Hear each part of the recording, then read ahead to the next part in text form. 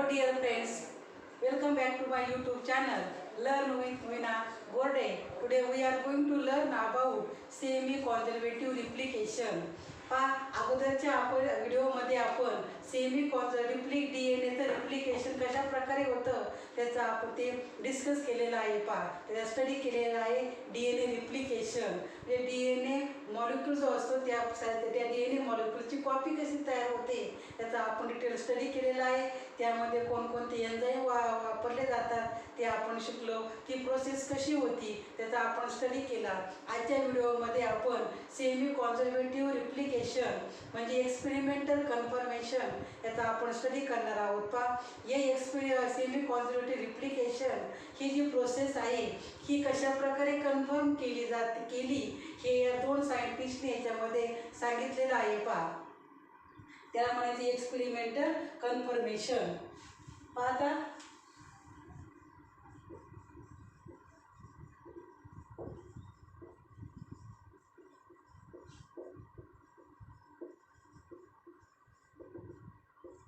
त्यामध्ये दोन सायंटिस्ट होते. त्यामध्ये मेसलसन आणि स्टार हे दोघांनी मिळून हे जे एक्सपेरिमेंट वरून त्यांनी कन्फर्म केलं की ही सेमी कॉन्झर्वेटिव्ह रिप्लिकेशन आहे. हे रिप्लिकेशन जे डीएनएचं होते ते सेमी कॉन्झर्वेटिव्ह मोड ऑफ रिप्लिकेशनच होतं. हे त्यांनी एक्सपेरिमेंटच्या आधारे त्यांनी प्रूव्ह करून दाखवलं.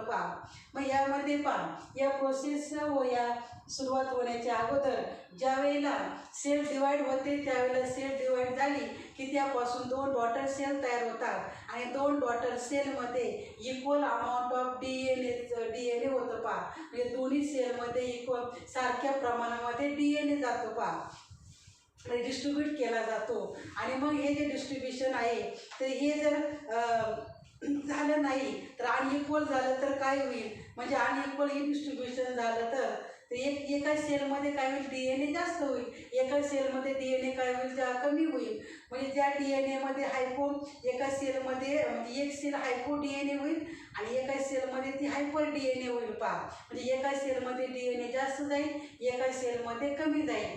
म्हणजे इक्वल अमाऊंटचं डिस्ट्रीब्युशन झालं नाही तर एका सेलमध्ये जास्त एका सेलमध्ये कमी. आणि मग यामुळे काय होईल दोन्ही पण जे सेल होतील तयार त्या दोन्ही पण सेल काय होतील नॉर्मल होतील. त्यामध्ये क्रोमोझोमचा जो बॅलन्स आहे तो त्यामध्ये बॅलन्स राहणार नाही आणि मग त्यामुळं नॉर्मॅलिटीज निर्माण होतील. मग त्यामुळं हे जे डीएनएचं आहे हे रिप्लिकेशन योग्य प्रमाणे झालं पाहिजे. त्यासाठी हे सेमी कॉन्झर्वेटिव्ह रिप्लिकेशनचे 3 टाईप आहे. त्यामध्ये कॉन्झर्वेटिव्ह मेथड आहे मोड ऑफ रिप्लिकेशन, सेकंड आहे त्यामध्ये डिस्पर्सिव्ह मोड ऑफ रिप्लिकेशन आणि थर्ड टाईप आहे semi conservative mode of replication. मग या रिप्लिकेशनचे हे 3 टाईप आहे. मग त्यामध्ये आता आपण आज सेमी कॉन्झर्वेटिव्ह रिप्लिकेशन पाहणार आहोत. ही मेथड या दोन जे सायंटिस्ट होते त्यांनी ही एक्सपेरिमेंटल प्रूव्ह करून दाखवलं, कन्फर्म केलं. काही जे डीएनएचं रिप्लिकेशन होतं ते कोणत्या टाईपचं आहे सेमी कॉन्झर्वेटिव्ह रिप्लिकेशनच आहे. मग त्यामध्ये याच्या प्रिव्हियस व्हिडिओ आपण पाहिला डीएनए रिप्लिकेशन. हा व्हिडिओ जर समजला नाही तर हा व्हिडिओ अगोदर पाहून घ्या. तर जो प्रिव्हियस व्हिडिओ जर समजला डीएनएचं रिप्लिकेशन कशा प्रकारे होतं हे जर समजलं तर आजचं जे शिकवणार आहे तो जो युनिट आहे हे समजेल. अन्यथा हे समजणार नाही. तर हा जो जरा अवघड टॉपिक आहे त्यामध्ये एक्सपेरिमेंटल कन्फर्मेशन त्यामध्ये सेमी कॉन्झर्वेटिव्ह रिप्लिकेशन. मग यामध्ये सेमी कॉन्झर्वेटिव्ह रिप्लिकेशन म्हणजे काय. Semi conservative replication in newly form DNA molecule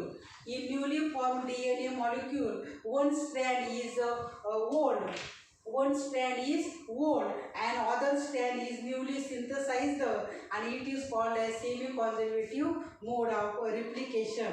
हे जे सेमी कॉन्झर्वेटिव्ह रिप्लिकेशन आहे हे रिप्लिकेशन म्हणजे काय, सेमी कॉन्झर्वेटिव्ह रिप्लिकेशन म्हणजे काय.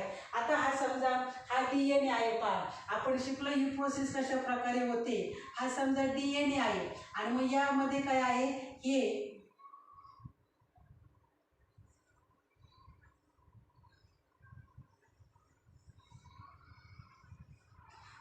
हा रिप्लिकॉन आहे पहा, एक हा बबल आहे पहा, यामध्ये काय होतंय, हे DNA रिप्लिकेशन होतं. म्हणजे हा जो DNA असो त्याची ओल्ड DNA पासून त्याची कॉपीज तयार केली जाते पहा. त्यामध्ये त्याला म्हणतात डॉटर DNA तयार केला जातो पहा. मग या वेळेला जे रिप्लिकेशन होतं पहा, यामध्ये हा जो 50 त्यामध्ये सांगितलंय पहा, त्यामध्ये in newly form DNA molecule one strand is gold. हा जो स्ट्रँड आहे हा अगोदर गोल्ड असतो न्यूली फॉर्म, आणि एक old other strand is newly synthesized. या प्रोसेसला सेमी कॉन्झर्वेटिव्ह असं का म्हणतात? म्हणजे या ठिकाणी आता हे आहे पहा, रिप्लिकॉन आहे पहा. आपण युकॅरियोटिक DNAचं रिप्लिकेशन शिकतोय, त्यामध्ये अनेक रिप्लिकॉन असतात, अनेक बबल्स तयार होतात. ज्या ठिकाणी ॲक्च्युली जी प्रोसेस होती DNA रिप्लिकेशन या ठिकाणी होते पहा. मग या ठिकाणी ही जी प्रोसेस झालेली आहे, एवढा भाग काय करायचा, कट करायचा. आणि मग यापासून काय होते, आपल्याला DNA हा एवढा भाग म्हणजे यापासून दुसरा DNA तयार झाला का हा जो आहे एवढा पार्ट काय करायचा, हा कट करायचा. आणि मग हा जो ओल्ड पार्ट असतो पहा, हा भाग कट केल्यानंतर हा जो ओल्ड भाग आहे, ओल्ड स्ट्रँड आहे, तो नंतर काय होतो, जॉईन केला जातो पहा. म्हणजे जो जुना पार्ट आहे तो तसाच राहतो, तो कन्झर्व करून ठेवलेला असतो पहा. तो काही नवीन तयार होत नाही, जुना जो पार्ट. मग एवढा भाग जर आपण काढला,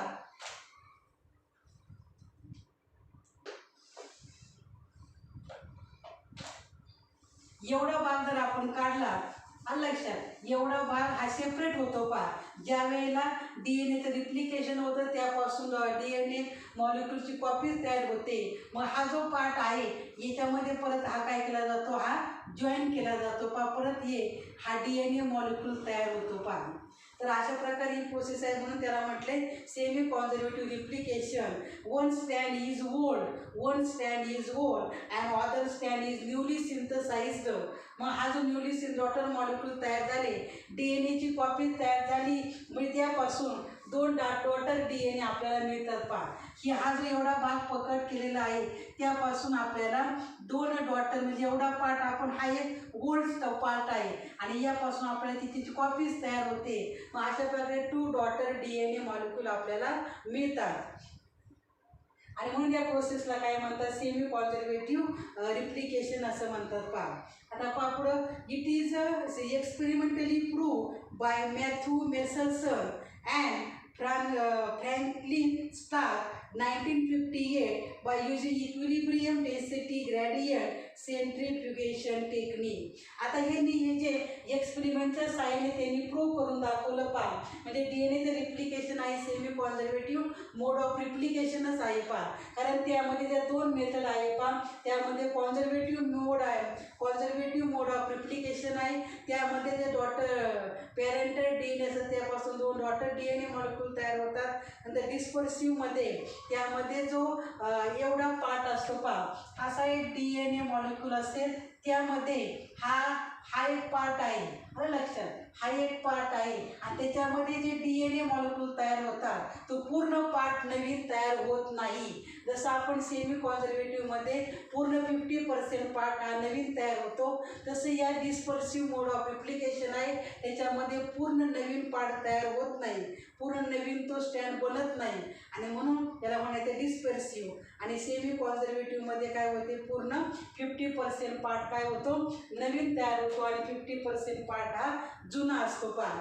it is experimentally prove by Matthew Meselson and Franklin Stark by using equilibrium density gradient centrifugation technique. आता हे जे टेक्निक आहे त्यांनी हे सेंट्रीफ्युगेशन टेक्निक वापरून त्यांनी प्रूव्ह करून दाखवलं पहा. आता सेंट्रीफ्युगेशन म्हणजे काय, आता ते समजण्यासाठी फॉर एक्झाम्पल पहा, साखर आणि पाणी घेतलं पहा. आपण पाणी जास्त घेतलं, साखर थोडी घेतली आणि ते आपण त्यामध्ये पूर्णपणे ती साखर काय होते, त्या पाण्यामध्ये काय होते, डिझॉल्व्ह होते.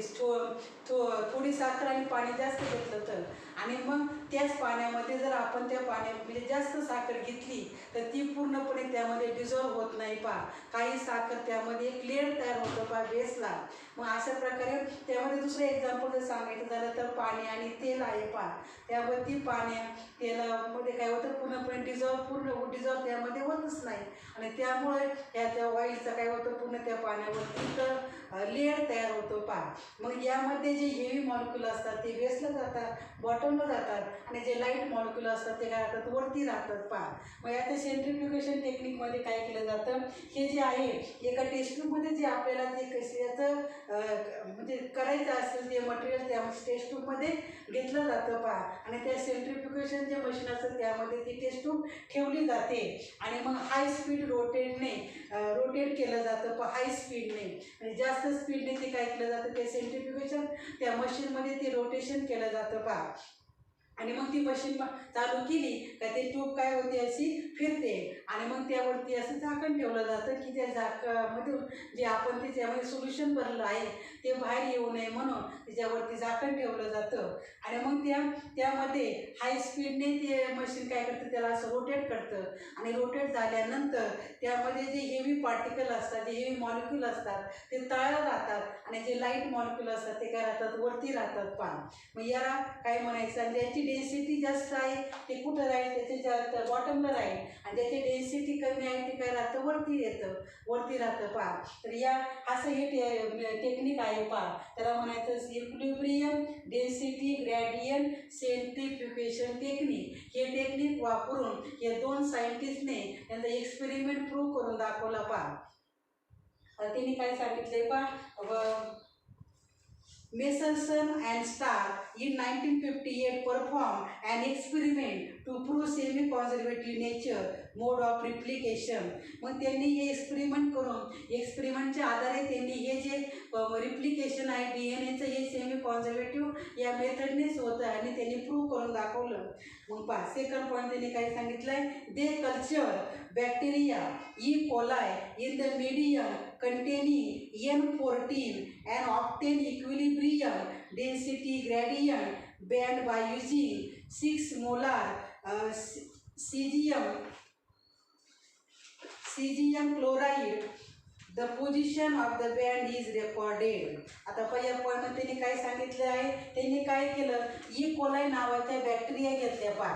ई कोलाई नावाच्या बॅक्टेरिया घेतल्या पहा. आता या अशा दोन प्रकार त्यांनी ई कोलाई नावाच्या बॅक्टेरिया घेतल्या आणि बॅक्टेरिया घेऊन त्यांनी काय केलं, एक म्हणजे कोणत्याही आपल्याला ग्रो करायचा असेल तर आपल्याला काय पाहिजे, न्यूट्रिएंट मीडियम पाहिजे. आणि मग ते न्यूट्रिएंट मीडियम त्यांनी काय वापरलं, N14.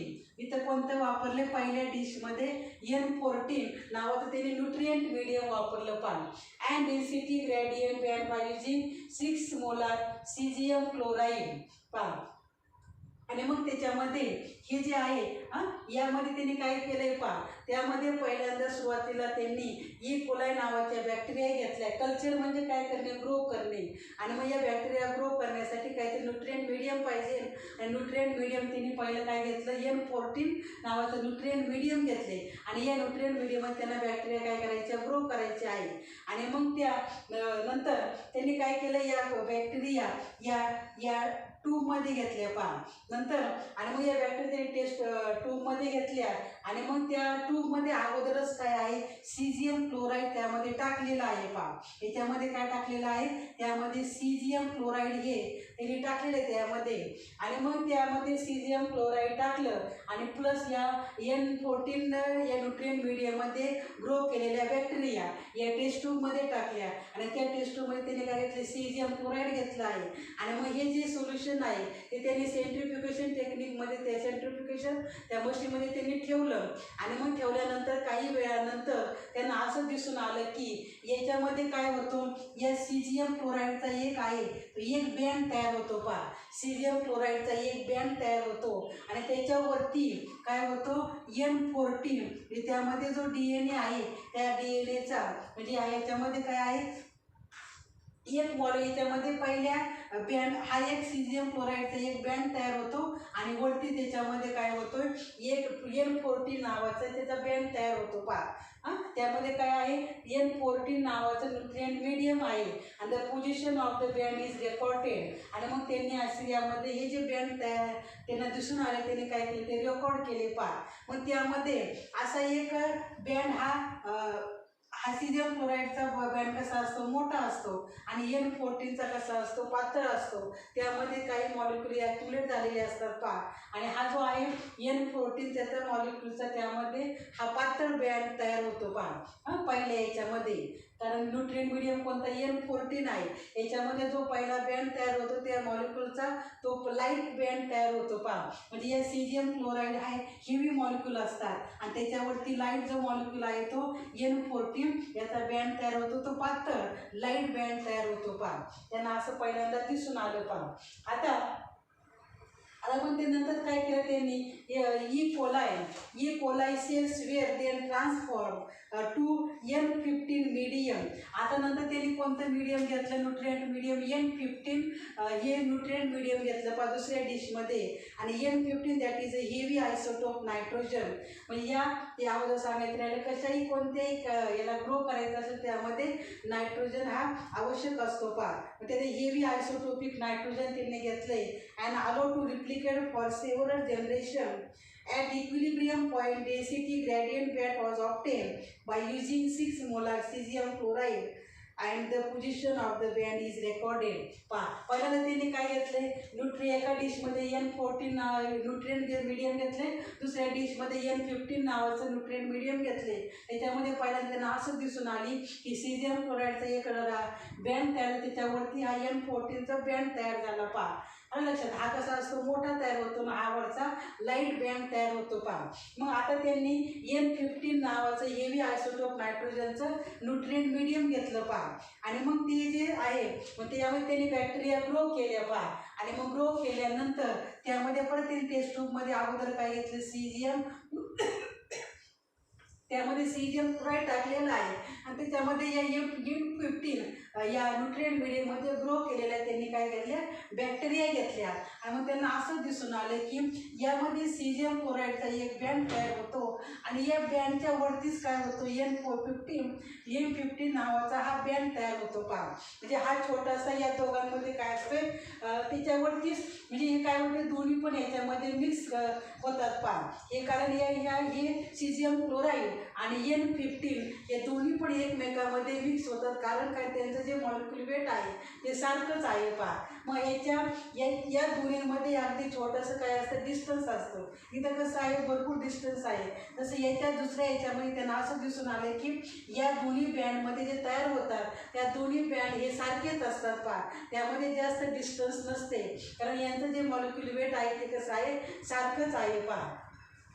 आणि त्यामुळं त्यांना असं दिसून आलं की त्यांनी सांगितले पहा, the heavy DNA N15 molecule can be distinguish from normal DNA by centrifugation in 6 molar cesium chloride density gradient. The density gradient value of 6 molar cesium chloride and N15 DNA is almost same. मग त्यांना हे caesium chloride आणि N15 जो DNA आहे हा त्यांना सारखाच दिसून आला पहा.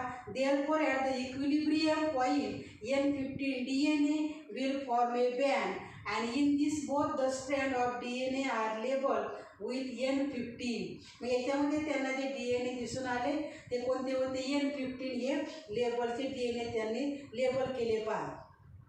तर अशा प्रकारे एवढंच लक्षात ठेवा, त्यांनी जे ई कोलाई नावाच्या बॅक्टेरिया घेतल्या आणि त्या बॅक्टेरिया ते न्यूट्रिएंट मीडियममध्ये ग्रो केल्या. पहिल्यांदा N14 नावाच्या न्यूट्रिएंट मीडियममध्ये ग्रो केल्या, नंतर N15 नावाच्या न्यूट्रिएंट मीडियममध्ये ग्रो केल्या आणि पहिल्या N14 मध्ये ग्रो केल्यानंतर त्या ग्रो केलेल्या बॅक्टेरिया प्लस काय सीजियम क्लोराईड हे टेस्ट ट्यूबमध्ये त्यांनी या ट्यूबमध्ये घेतलं पहा. आणि मग त्यांचं सेंट्रिफ्युगेशन करून त्यामुळे टेक्निक वापरून त्यांनी त्या मशीनमध्ये टाकून काही वेळानंतर त्यांना असे हे दोन बँड दिसून आले पहा. एक लाईट होता सीजियम क्लोराईडचा, डार्क होता म्हणजे तो हेवी मॉलिक्यूल आहे सीजियम क्लोराईड, आणि वरती जर तयार झाला N14 DNAचा तो लाईट तयार झाला. आणि दुसऱ्यामध्ये N15 नावाचं जे न्यूट्रिएंट मीडियममध्ये त्यांनी ते वापरलं होतं, त्यांना हे दोन्ही पण बँड सारखीच दिसून आली. कारण याचं जे मॉलिक्युलर वेट आहे N हा 15 हा हेवी आयसोटोप आहे आणि हा पण सीजियम क्लोराईड पण हेवी मॉलिक्यूल आहे. त्यांचं मॉलिक्युलर वेट सारखं असल्यामुळं त्यामध्ये दोन्ही पण बँड त्यांना सारखेच दिसून आले, सेम दिसून आले. त्यामध्ये थोडंसं डिस्टन्स त्यांना फक्त दिसून आलं पहा. आता पहा पुढं काय त्यांनी सांगितलंय. आता यामध्ये इथपर्यंत समजलं असेल पहा. त्यामध्ये N14 आणि N15 न्यूट्रिएंट मीडियम वापरून त्यांना असं दिसून आलं. नंतर such E coli cells were they transport to another medium containing. आता मग त्यामध्ये त्यांनी हे जे N14 DNA होते ते N15 त्यांनी ग्रो केले पहा. येते लक्षात. त्यांनी जे 14 होते त्यांना N14 हे DNA हा N15 न्यूट्रिएंट मिडियममध्ये त्यांनी ग्रो केले आणि मग त्यांना असं दिसून आलं की त्यामध्ये काय आहे, सीजियम क्लोराईड आहे त्याचे. आलं लक्षात. आणि मग त्यांना हे N14 आणि 15 बँड याच्यामध्ये त्यांना याच्यावरतीच अगोदर काय दिसले, 2 बँड त्यांना दिसून आले पहा. अगोदर कोणता होता, N15चा होता आणि वरचा कोणता होता, N14चा पहा. हे N14 DNA हे N15 हेवी आयसोटोप नायट्रोजनमध्ये त्यांनी ग्रो केले आणि मग त्यांना असं दिसून आलं की हे सीजियम क्लोराईडचा जो बँड तयार झालेला आहे त्याच्यावरती N15 आणि नंतर वरती काही N14 याचे DNA त्यांना दिसून आले की पहा. म्हणजे हे दोन्ही पण याच्यामध्ये त्यांना दिसून आलं आणि म्हणून हा जो DNA तयार झाला त्याला काय म्हणायचं, that is called as hybrid DNA. म्हणजे दोन्ही पण टाईपचे त्यांना DNA दिसून आले पहा. N14 पण आणि N15 पण दोन्ही टाईपचे त्यांना DNA दिसून आले आणि म्हणून त्यांना हायब्रिड DNA असं म्हटलं पहा अगोदर. मग आता हे जे आहे तसंच E coli cells were they transform to another medium containing N14 normal nitrogen. आता हा जो हायब्रिड DNA तयार झालेला आहे हा त्यांनी आता पुढं ते transfer to another medium containing N14. आता फक्त कोणतं मीडियम आहे, N14 हेच नॉर्मल नायट्रोजन वापरून त्यांनी ते जे मीडियम आहे N14 त्याच्यामध्ये हायब्रिड DNA हा त्यांनी ग्रो करायचा आहे पहा. मग after first generation the density gradient band for N14 N15 was obtained and its position was recorded. आणि मग याच्यामध्ये त्यांना असं दिसून आले की दोन्ही पण हायब्रिड टाईपचे पण DNA होता आणि N14 पण टाईपचा DNA होता पहा. मग त्यांना after second generation 2 density gradient bands were obtain. एक बँड कोणता होता, N14 N15 पोझिशनचा आणि एक फक्त काय N14 पोझिशनचा होता पहा. म्हणजे त्यामध्ये ओरिजिनल कोणते आहे, हे हायब्रिड जो DNA तयार झालेला आहे हा फक्त N14 मध्येच त्यांनी ग्रो केला पहा. हायब्रिड DNA हा N14 मध्ये त्यांना ग्रो करायचा आहे आणि मग तो ग्रो केल्यानंतर त्यांना असं दिसून आलं की हा जो आहे हा अगोदरचाच ओल्ड आहे पहा. हा DNA कोणता आहे, ओल्ड आहे. त्याच्यामध्ये आपल्याला हे 2 डॉटर DNA तयार झाले पहा. येते लक्षात. अशा प्रकारे हे 2 डॉटर DNA तयार झाले. मग ओरिजिनल म्हणजे हा जो पोर्शन आहे तो हा पॅरेंटल DNA आहे आणि जो अर्धा पार्ट आहे तो 50% हा नवीन तयार झालेला आहे पहा. मग त्याच्यामध्ये हायब्रिड टाईपचे दोन्ही पण टाईपचे DNA असतील पहा. हायब्रिड DNA त्यामुळे दोन्ही पण टाईपचे येतात, N14 पण आणि N15 पण. त्याला काय म्हणायचं, हायब्रिड. आणि दुसरा फक्त कोणता दिसून आला आपल्याला, N14चा दिसून आला पहा. One at N14 N15 position and other at N14 position. कारण त्यामध्ये 15 टाईपचे त्यामध्ये DNAच नव्हतेच आणि म्हणून त्या the position of the bands after 2 generation clearly prove that DNA replication is semi conservative.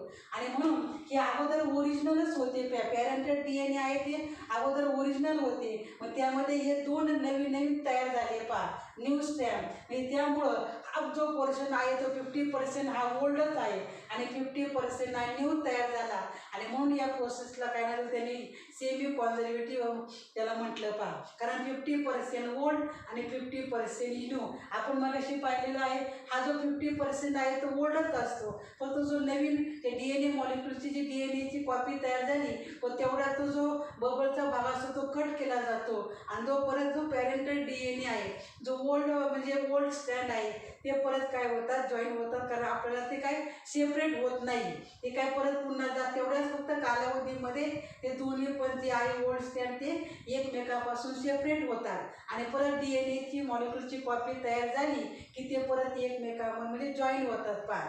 आणि म्हणून या प्रोसेसला या मेसल्सन आणि स्टार्क यांनी या प्रोसेसला नाव दिलं semi conservative mode of replication. कारण 50% पार्ट आहे ओल्डच आहे आणि 50% हा न्यू तयार झालेला आहे पहा. हा जो जरा टॉपिक टॉपिक आहे जो जरा थिअरॉटिकल आहे पहा, तुम्हाला समजायला जरा अवघड होईल. समजलं नाही एकदाच व्हिडिओ तर पुन्हा पुन्हा व्हिडिओ पहा. पण हा व्हिडिओ समजण्याच्या अगोदर जो DNA चा आपण रिप्लिकेशन पाहिलं आहे, तर DNA चं रिप्लिकेशन अगोदर ते समजून घ्या. आणि DNA चं रिप्लिकेशन जर तुम्हाला समजलं तरच हा पुढचा जो आपण आजचा पॉईंट पाहिलेला आहे, एक्सपेरिमेंटल कन्फर्मेशन, हा जो टॉपिक आहे तो समजेल. तुम्हाला जास्त जर अवघड वाटला असेल तर तुम्ही हा जो पॉईंट आहे, हा पॉईंट आहे तो तुम्ही ड्रॉप पण करू शकता पहा. परंतु समजून घेतलं तर सोपं आहे. फक्त DNA चं अगोदर जो प्रिव्हियस व्हिडिओ आपण पाहिला आहे, तो DNA चं रिप्लिकेशन कशा प्रकारे होतं तो टॉपिक अगोदर समजून घ्या. तो समजला तरच हा टॉपिक तुम्हाला समजेल पहा. तर अशा प्रकारे आपण हे DNAचं म्हणजे एक्सपेरिमेंटल कन्फर्मेशन, त्यामध्ये सेमी कॉन्झर्वेटिव्ह रिप्लिकेशन, त्यामध्ये ती बुकमध्ये तुम्हाला डायग्रॅम दिलेली आहे. ती डायग्रॅम जरा अवघड आहे, त्यामध्ये समजायला जरा अवघड आहे. परंतु या पद्धतीने जर गेलं, पहिल्यांदा N40 मध्ये त्यांनी ग्रो केले. नंतर त्यांना असं दिसून आले तो एक लाईट बँड तयार झाला आणि एक सीजियम क्लोराईडचा एक बँड तयार झाला. नंतर N450 मध्ये ग्रो केले, त्यांना दोन्ही पण बँड सारखे दिसले. नंतर मग हा जो N14 आहे ते N50 मध्ये त्यांनी ग्रो केले. मग त्यामध्ये त्यांना हायब्रिड DNA तयार झाला. त्यामध्ये N14 पण आहे आणि N15 पण आहे. त्याला म्हणायचं हायब्रिड DNA, कारण त्यामध्ये दोन्ही पण टाईपचे DNA त्यांना मिळून दिसले आणि म्हणून त्याला म्हटले हायब्रिड DNA. आणि नंतर मग हायब्रिड DNA जो आहे तो N14 मध्येच त्यांनी ग्रो केला, त्या न्यूट्रिएंट मीडियममध्ये. आणि मग त्यांना असं दिसून आले की त्यामध्ये हायब्रिड टाईपचे दोन्ही पण त्यामध्ये टाईपचे होते, हायब्रिड टाईपचे. आणि मग दुसरा जो होता तो फक्त कोणता होता, N14च टाईपचा DNA होता पहा. त्यामध्ये काही N415चं आलंच नाही. मग अशा प्रकारे त्यांनी मग तिच्या लक्षात आलं की त्यांनी सांगितलं की हा जो हाफ पोर्शन आहे तो हा जुनाच आहे, ओल्डच आहे. आणि हाफ जो 50% पार्ट आहे हा तो नवीन तयार झालेला आहे पहा. आणि म्हणून या प्रोसेसचं नाव दिलं त्यांनी सेमी कॉन्झर्वेटिव्ह रिप्लिकेशन पहा.